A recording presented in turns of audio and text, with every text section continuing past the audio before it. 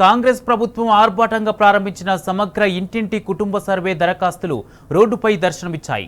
గతంలో ప్రజాపాలన దరఖాస్తులు కూడా ఇలాగే రోడ్డుపై చెల్లాచెదురుగా పడ్డాయి. అప్పుడే ప్రజల నుంచి తీవ్ర విమర్శలొచ్చాయి. ఇప్పుడు మరోసారి కుటుంబ సర్వే దరఖాస్తులు మేడ్చల్ పురపాలక సంఘం పరిధిలోని 44వ జాతీయ రహదారిపై కనిపించాయి. ఈ సర్వే ద్వారా పేదలకు మేలు జరుగుతుందని ఓవైపు సీఎం, మరోవైపు మంత్రులు ఊదరగొట్టారు.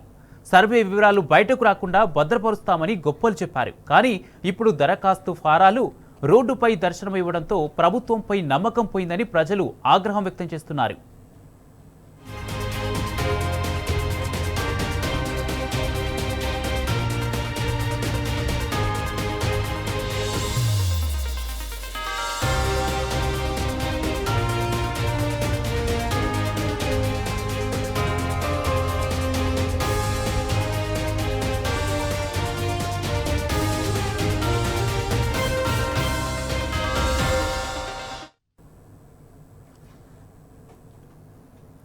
కాంగ్రెస్ ప్రభుత్వం ఆర్భాటంగా ప్రారంభించిన సమగ్ర ఇంటింటి కుటుంబ సర్వే దరఖాస్తులు రోడ్డుపై దర్శనమిచ్చాయి.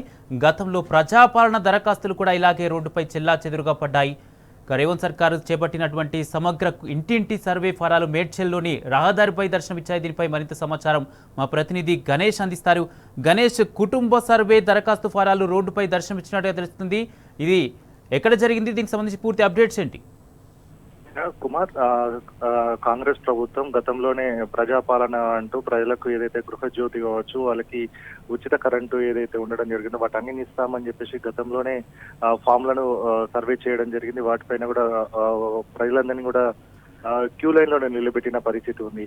అప్పుడు కూడా అటు బాలానగర్ ఫ్లైఓవర్ కావచ్చు, హయత్ నగర్ లో కావచ్చు, చాలా చోట్ల కూడా ఫామ్లు ఫిల్ చేసిన ఫామ్లని రోడ్లపైన దర్శనం ఇవ్వడం జరిగింది. ఇప్పుడు మరొకసారి సమగ్ర ఇంటింటి కుటుంబ సర్వే అంటే ప్రజల యొక్క సామాజిక, ఆర్థిక, విద్యా, ఉపాధి, రాజకీయ మరియు కుల సర్వే అనే పేరుతోటి తెలంగాణ ప్రభుత్వం సమగ్ర కుటుంబ ఇంటింటి సర్వేని చేపట్టడం జరుగుతుంది. దీనికి సంబంధించి ప్రత్యక్షంగా వారి నిర్లక్ష్య ధోరణి ఏ విధంగా ఉందనేది ఈ రోజు స్పష్టంగా కనబడడం జరిగింది. మేడ్చల్ ప్రధాన రహదారి ఏదైతే బెంగళూరు టు నాగ్పూర్ హైవే ఉండడం జరిగిందో ఆ ప్రధాన రహదారి పైన చెల్లాచెదురుగా మొత్తంగా ఫామ్స్ అన్ని కూడా పడిపోవడం జరిగింది. వారంతా చూసిన వారందరూ నిబేరపోవడం జరుగుతుంది. ఎందుకంటే ఆ సర్వే కోసం ఎక్కడున్నా సరే వారందరూ కూడా రావాలన్న ఉద్దేశం కొద్దీ తమ ఏదైతే ఇన్ఫర్మేషన్ ఉందో ఇవ్వాలన్న ఉద్దేశం కొద్దీ కొన్ని రోజులుగా కాంగ్రెస్ ప్రభుత్వం ఊదరగొడుతున్న సందర్భంలో కూడా ఇట్లాంటి సందర్భంలో ఊరికెళ్తున్న వారు కావచ్చు, మేడ్చల్ పట్టణంలో ఉన్న వారందరూ కూడా ఈ ఫామ్స్ చూసి నివేరిపోవడం జరిగింది. తమకు సంబంధించిన కుటుంబ సర్వేకి సంబంధించిన ఫామ్లన్నిటి కూడా రోడ్డు పైన పడిపోవడంతో ఇబ్బందికరమైన పరిస్థితి నెలకొంది. ఎందుకంటే ఎంటీ ఫామ్స్ కావచ్చు, అలాగే వారికి సంబంధించిన ఇన్ఫర్మేషన్ ఉన్న ఫామ్స్ గతంలోనే ప్రెస్ మీట్ పెట్టినప్పుడు అధికారులు కావచ్చు, మంత్రులే స్పష్టంగా చెప్పడం జరిగింది. పబ్లిక్ డొమైన్ కాదు, ప్రజల యొక్క సమాచారాన్ని నిక్షిప్తంగా చేస్తాము, ఎవరికి కంటపడకుండా ఉంచే బాధ్యత కూడా ప్రభుత్వం అందన్నారు. కానీ ఈ రోజు రోడ్డు పైన చెల్లాచెదురుగా పడి ఉన్న ఈ ఫామ్స్ చూస్తే వారికి సంబంధించిన నిర్లక్ష్య ధోరణి అనేది కనబడడం జరుగుతుంది. అలాగే దీనికి సంబంధించి 75 క్వశ్చనైర్స్ ను ఏర్పాటు చేయడం జరిగింది మొదటగా. తర్వాత చూసుకున్నట్టయితే మరొక 3 అంటే 78 క్వశ్చనైర్స్ తయారు చేయడం జరిగింది.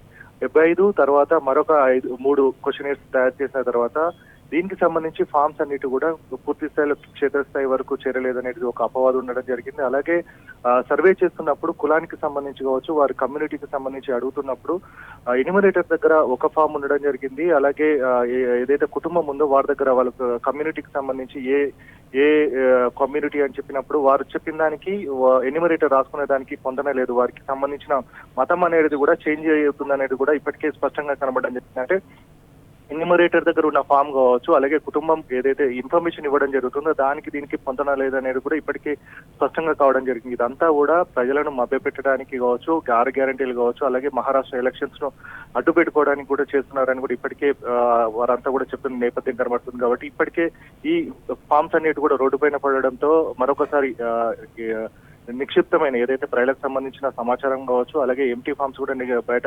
చెల్లాచెదురుగా పట్టి ఉండడంతో కూడా ప్రజలు కూడా నిబేరిపోతున్నారు. అసలు ఇప్పటి వరకు 6 గ్యారంటీ లేదు, దీని వల్ల కూడా ఏమి ఉపయోగం లేదనేది కూడా స్పష్టమవుతుందని కూడా ప్రజలు చెప్పడం జరుగుతుంది. Kumar, right, thank you Ganesh.